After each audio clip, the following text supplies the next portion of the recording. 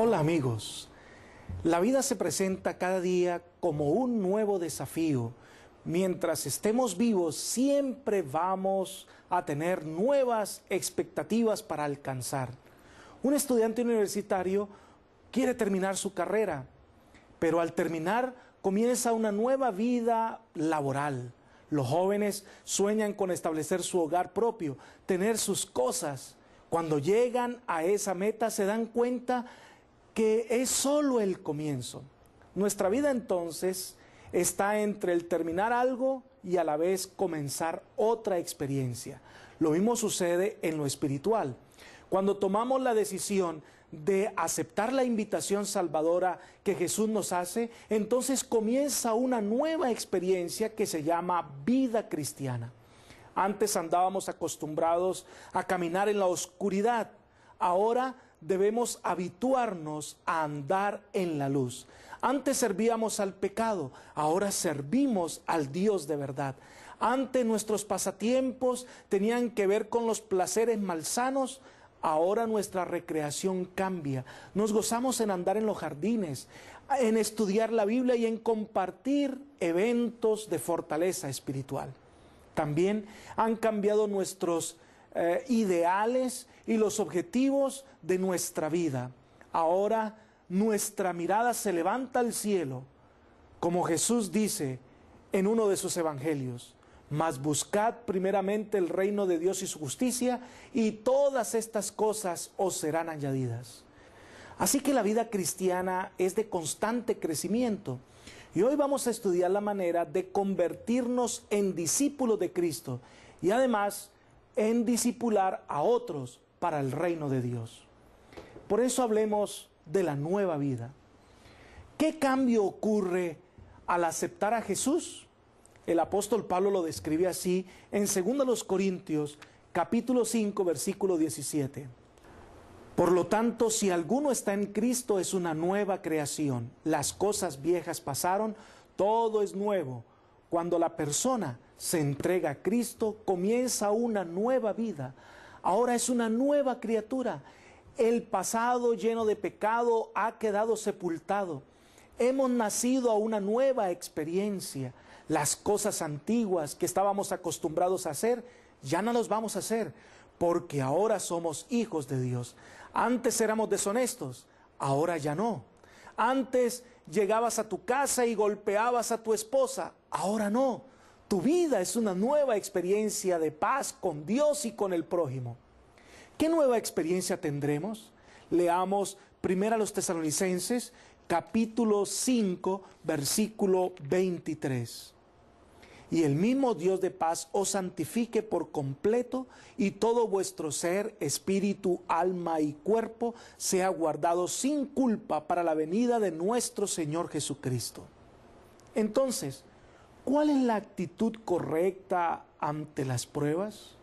El apóstol Pedro nos ayuda de la siguiente manera: amados, no os sorprendáis del fuego de la prueba que os ha sobrevenido como si alguna cosa extraña os aconteciera. Al contrario, gozaos por cuanto sois participantes de los padecimientos de Cristo, para que también en la revelación de su gloria os gocéis con gran alegría. Primera de Pedro, capítulo 4, versículos 12 y 13. Así que las pruebas deben fortalecer nuestra fe. Las pruebas descubren nuestras deficiencias y nos muestran nuestra dependencia de Dios. Por lo tanto, Dios permite que pasemos por las pruebas para que aprendamos a ser victoriosos en Él. Hablemos un poco de la vida devocional.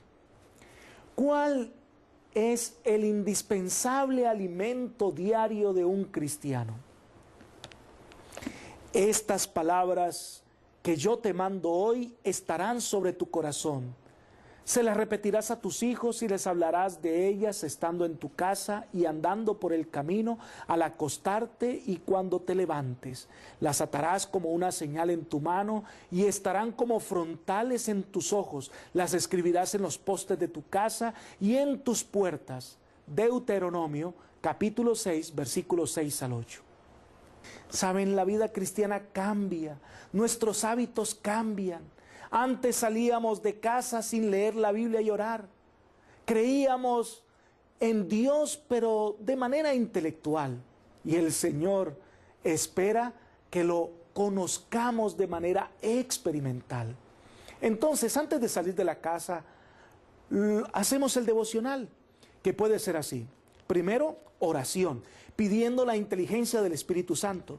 Segundo, estudio de la lección de la escuela sabática y contestar las preguntas. Tercero, leer 3 capítulos de la Biblia y sacar lecciones espirituales para aplicar a nuestra propia experiencia.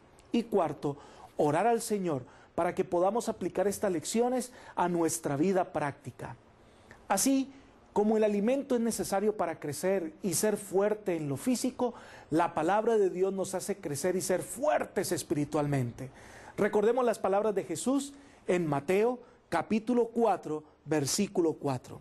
Escrito está: no solo de pan vivirá el hombre, sino de toda palabra que sale de la boca de Dios. Hablemos un poco de la vida de oración. ¿Qué día es dedicado a la adoración a Dios? Vayamos al libro de Isaías, capítulo 58, versículos 12 al 14. Y los tuyos edificarán las ruinas antiguas, los cimientos de generación en generación levantarás, y serás llamado reparador de portillos, restaurador de viviendas en ruinas. Si retraes del sábado tu pie de hacer tu voluntad en mi día santo, y lo llamas delicia, santo, glorioso de Jehová, y lo veneras no andando en tus propios caminos, ni buscando tu voluntad, ni hablando tus propias palabras, entonces te deleitarás en Jehová. Yo te haré subir sobre las alturas de la tierra, y te daré a comer la heredad de Jacob tu padre. La boca de Jehová lo ha hablado. Dios ha dejado el día sábado para que en él estemos en completa comunión con Dios y con los hermanos de la iglesia. Este día aprendemos a caminar con Dios, a cantar a su nombre, a orar por agradecimiento a Dios, a testificar de su amor y cuidado. Ese día es una delicia santa. ¿Y en qué lugar se presta la adoración a Dios? Jesús fue quien nos dio el ejemplo. En el Evangelio según San Lucas, capítulo 4, versículo 16, dice: vino a Nazaret donde se había criado, y el sábado entró en la sinagoga conforme a su costumbre y se levantó a leer. La sinagoga era el lugar donde los sábados se reunían para estudiar la palabra de Dios. Aunque cada día hacemos nuestro devocional, el sábado es el día de encontrarnos con Dios en su iglesia, en la comunión con los hermanos de la iglesia. La iglesia no es perfecta, porque los miembros de la iglesia no lo son, pero allí aprendemos de Dios, glorificamos a Dios y entregamos con alegría nuestros diezmos y ofrendas. Pablo nos recomienda: no dejando de congregarnos como algunos tienen por costumbre, sino exhortándonos tanto más cuanto veis que aquel día se acerca. Hebreos 10, 25. ¿Qué misión confió Dios a su iglesia? Leamos el Evangelio según San Mateo, capítulo 24, versículo 14. Y será predicado este Evangelio del reino en todo el mundo para testimonio a todas las naciones, y entonces vendrá el fin. La misión fue la predicación del Evangelio en todo el mundo. Un cristiano no es aquel que solo viene y se sienta en una banca de la iglesia y escucha un sermón y se va, y no ocurre nada más en su vida. Un verdadero cristiano asiste a la iglesia para compartir con otros su experiencia, pero al salir le cuenta a su familia, amigos y vecinos que ha encontrado a Cristo y los invita a ser discípulos del Señor. Jesús dijo: por tanto, id y haced discípulos a todas las naciones, bautizándolos en el nombre del Padre, del Hijo y del Espíritu Santo. Mateo 28, 19. Un discípulo es aquel que vive cerca de Jesús y hace las cosas que Jesús hacía. ¿Y qué tareas debemos realizar para estar preparados? Miremos 1 de Pedro 3:15. Al contrario, santificad a Dios el Señor en vuestros corazones y estad siempre preparados para presentar defensa con mansedumbre y reverencia ante todo el que os demande razón de la esperanza que hay en vosotros. Un cristiano debe estar preparado para hablar a otros del amor de Jesús. Un cristiano debe estar preparado para iluminar el camino de los demás para que vayan por la senda de la paz. Ahora entonces, ¿qué actitud debe tener el cristiano hacia sus guías espirituales? Leamos 1 Tesalonicenses 5, 12 y 13. Os rogamos, hermanos, que reconozcáis a los que trabajan entre vosotros y os presiden en el Señor y os amonestas. Tenedlos en mucha estima y amor por causa de su obra. Tened paz entre vosotros. La vida cristiana no son normas u obligaciones religiosas que debemos cumplir. Es mucho más que esto. Vida cristiana es conocer a Jesús, es amar a Jesús, es tener una experiencia personal con Jesús. Si tú eres religioso y no conoces a Jesús, no te sirve de nada. Primero conocemos a Jesús y después obedecemos sus enseñanzas. Y cada día nuestra amistad con Él debe crecer. Por eso te invito a hacer el siguiente pacto. Repite conmigo: con la ayuda de Dios y siguiendo a Jesús, procuraré ser fiel. Amén.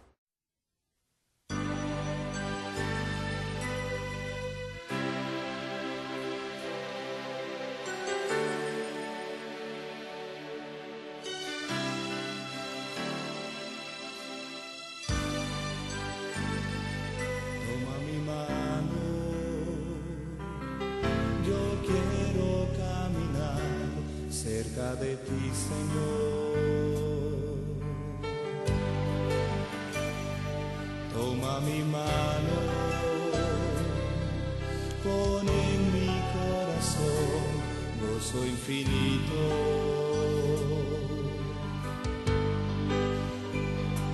Toma mi mano y en santa comunión andemos tú y yo, Señor, mi Dios. Toma mi mano, por favor, en medio de la tempestad, que siempre pueda yo confiar, que tú diriges mi andar. Si vienen pruebas o temor, que pongas en mi corazón la fe que puede soportar y serte fiel hasta el final. Toma mi mano,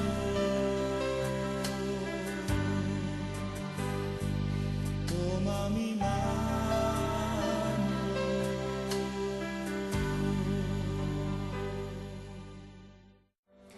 Esta es una muy buena decisión que has tomado: ser discípulo de Jesús. Elevemos esta oración a nuestro Señor.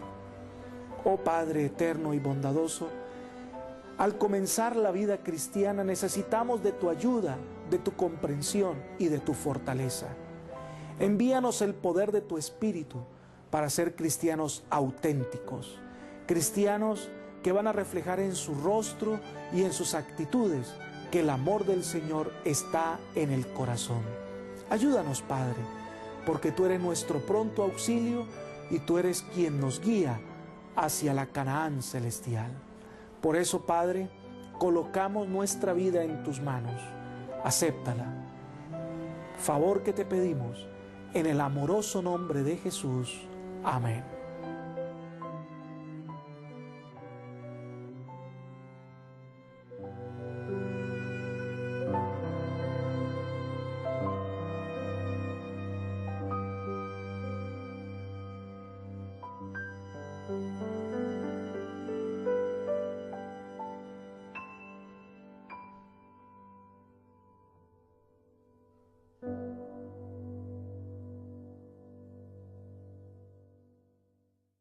Meta, se dan cuenta que es solo el comienzo. Nuestra vida entonces está entre el terminar algo y a la vez comenzar otra experiencia. Lo mismo sucede en lo espiritual. Cuando tomamos la decisión de aceptar la invitación salvadora que Jesús nos hace, entonces